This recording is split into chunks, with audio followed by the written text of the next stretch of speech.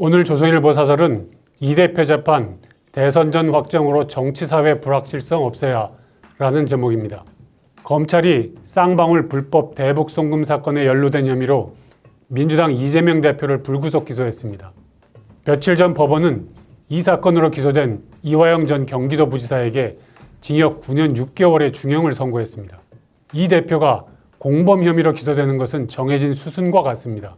이 사건은 김성태 전 쌍방울 회장이 2019년 이화영 씨 요청으로 북한의 스마트팜 사업비, 이재명 당시 경기지사의 방북 비용 등 총 800만 달러를 대납했다는 것입니다.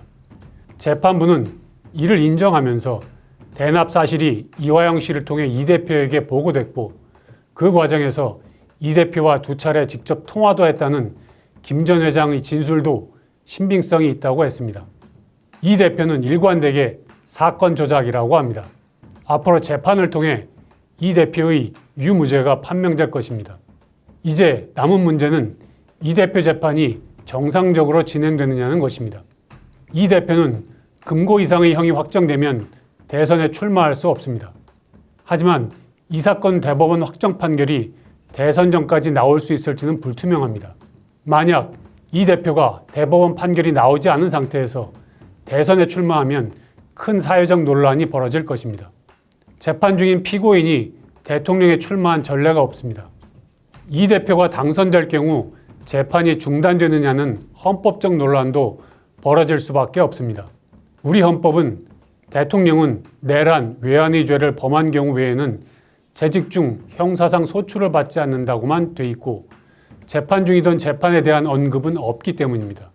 이런 혼란을 막을 수 있는 확실한 방법은 법원이 대선 전에 확정 판결을 내리는 것입니다. 1심, 2심, 3심 모두 집중 심리를 통해 재판한다면 가능한 일입니다. 하지만 지금까지 법원이 이 대표 사건에서 보여온 모습을 보면 과연 그러겠느냐는 의구심이 듭니다. 이 대표는 이미 대장동 비리, 선거법 위반, 위증교사 사건 등 3개 재판을 받고 있습니다. 이 중 선거법 위반, 위증교사 사건은 비교적 간단한 사건입니다. 위증교사 사건에선 위증한 당사자가 이미 혐의도 인정했습니다. 그런데도 두 사건은 각각 1년 9개월, 8개월이 지난 지금까지 1심 선고도 안 나왔습니다. 선거법 위반 사건 1심 재판장은 재판을 1년 4개월 끌다 선고도 하지 않고 돌연 사표를 내기도 했습니다. 민주당의 사법방해도 심각합니다.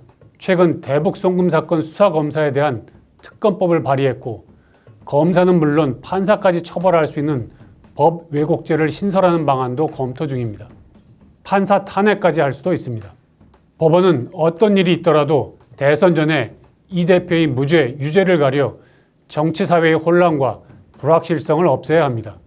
이는 사법부의 존재 이유이기도 합니다. 오늘의 조선일보 사설이었습니다.